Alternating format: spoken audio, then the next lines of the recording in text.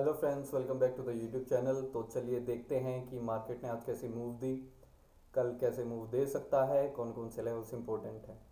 तो बिना देरी चलिए शुरू करते हैं। अगर हम डेली टाइम फ्रेम में देखें तो निफ्टी आज बहुत ज़्यादा, निफ्टी का सारे इंडाइसेस आज बहुत ज़्यादा नेगेटिव थे, बहुत ज़्यादा बेयरिश चलने लग रहे थे। आज निफ्टी 1.62% डाउन हुआ है, जो कि काफ़ी अच्छा खासा एक बड़ा नंबर है। लेकिन कहीं ना कहीं अगर आप देखोगे तो हमने जो डेली लेवल्स हमने निकाले थे वहीं पे इसने सपोर्ट लिया है जाके, और बाद में बहुत छोटा हल्का सा पुल बैक दिया था क्लोजिंग के टाइम तक का। तो इंट्राडे की अगर हम बात करते हैं तो चलिए देखते हैं मार्केट ने कैसा ओपनिंग का मूव दिया था। देखिए, मार्केट ने हल्का सा फ्लैट ओपन दिया था। हमने क्या डिस्कस किया था कि हम नीचे की ट्रेड नहीं लेंगे जब तक कि नीचे का प्राइस एक्शन नहीं बनेगा, क्योंकि नीचे में हमारा एक ऑर्डर ब्लॉक पेंडिंग था जहां पर अच्छा खासा सपोर्ट ले सकता है। मार्केट ओपनिंग करते ही स्पीड से नीचे गया, वहीं से हल्का सा पुल बैक लिया, और फिर बाद में आप देख सकते हो कि ऊपर जाने के बाद में दोबारा जब नीचे आया तो ये हमने देखिए कल यहीं पे एक लाइन ड्रॉ कर रखी थी ये आप लोगों के लिए, और वही यहाँ पे प्राइस एक्शन बना था। अगर आप इस प्राइस एक्शन को देख लोगे, 15 मिनट का टाइम फ्रेम है, ये 5 मिनट का टाइम फ्रेम है। तो मैंने क्या बोला था, डायरेक्ट नीचे जाते हुए आप उसके अंदर में एंट्री मत करना, क्योंकि बहुत ज़्यादा रिस्की उसके अंदर में रह सकता है। आपको छोटे से पुल बैक का वेट करना है, और जब पुल बैक में ये प्राइस एक्शन बना फिर उसके बाद में इसको कंटिन्यूटी में देख सकते हो कि जो बाद में नीचे तक जाके आया है, आपको अच्छा खासा टारगेट भी दिया है। जहाँ पे हमने इस ऑर्डर ब्लॉक के बारे में बात करी थी वहाँ तक ये गया भी है और अच्छे से। तो इंट्राडे की तो ट्रेड यहाँ पर पूरी हो जाती है।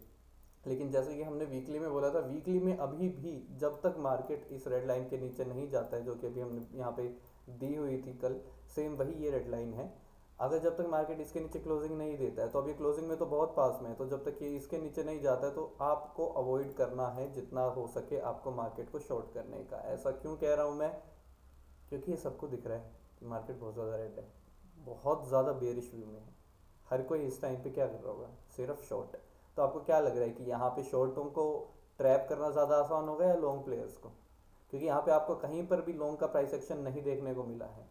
लेकिन हाँ, आपको शॉर्ट के लिए प्रॉपर अपॉर्चुनिटी इन्होंने दी है, सब कुछ दिया है, भर भर के लोगों को बुलाया है कि भाई आ जाओ, तुम आराम से मिलके शॉर्ट करते हैं। आवरली में देखोगे अच्छा खासा आया नीचे, और कहाँ पे जो हमारा यहाँ पर डिमांड जोन था सेम वहीं पे इसने एग्जैक्ट सपोर्ट लिया।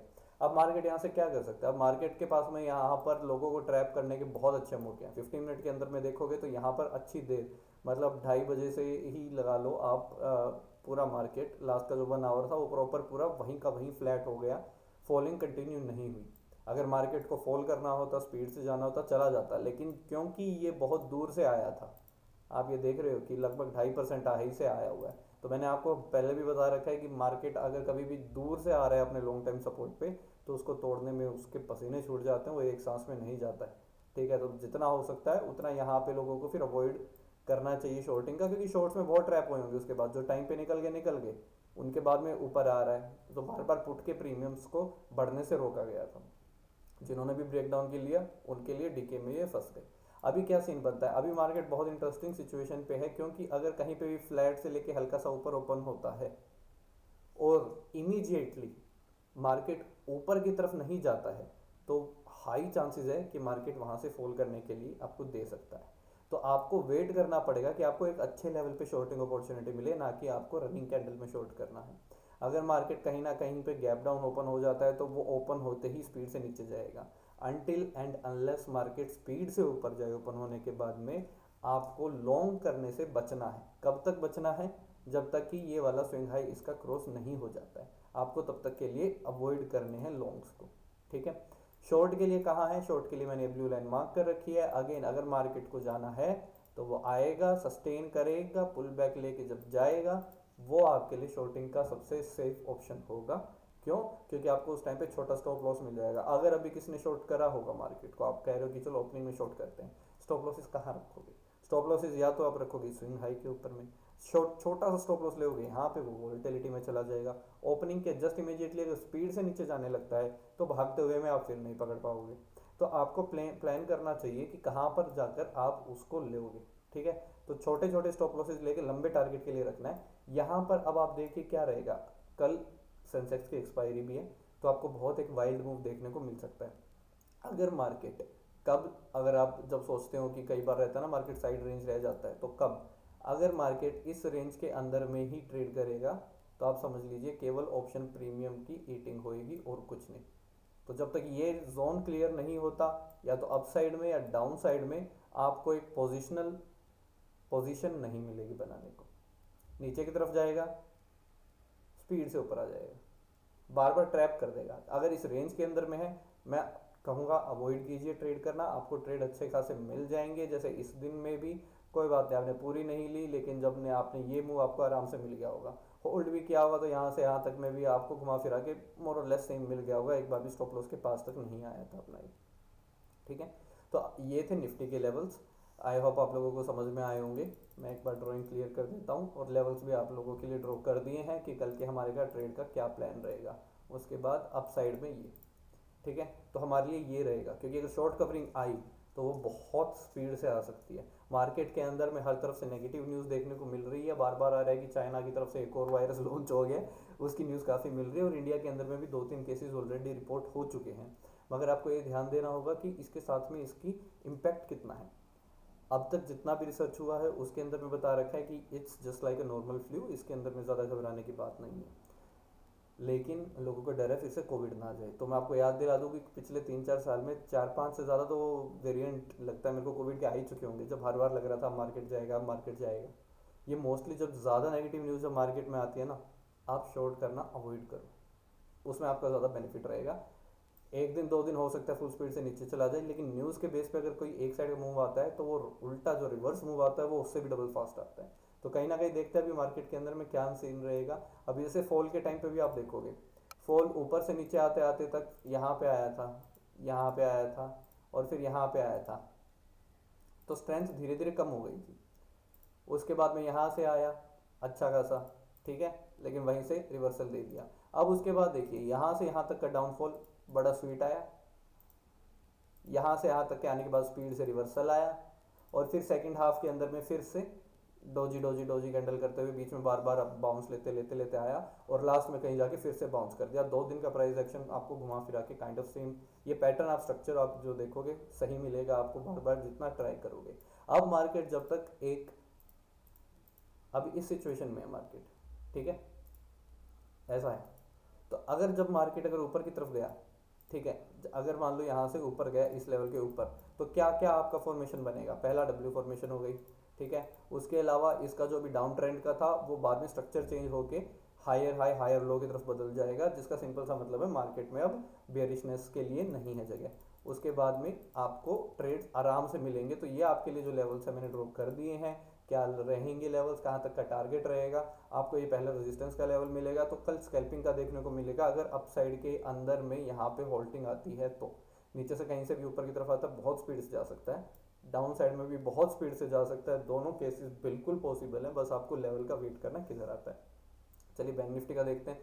बैंक निफ्टी के लिए देखिए हमने कि सिंपल सा बना रखा था, एग्जैक्ट सेम कल को ये आपको ये लेवल्स दे रखे थे मैंने कि अगर नीचे जाता है बाउंस बैक आएगा, फिर उसके बाद जब दोबारा कंटिन्यूशन करेगा, ये आपको प्राइस एक्शन बार बार देखने को मिलेगा। अब ये यहाँ पे ऊपर तक नहीं आया था रीटेस्ट करने, तो कोई बात नहीं, आपका यहाँ से रीटेस्ट करके जब दोबारा इसने यहाँ पे ब्रेक डाउन किया था वहाँ पे आपकी सिंपल एंट्री बन रही थी, और इसी स्विंग हाई के ऊपर में स्टॉप लॉस अगले टारगेट के पास तक फुल ऑन स्पीड से आया है।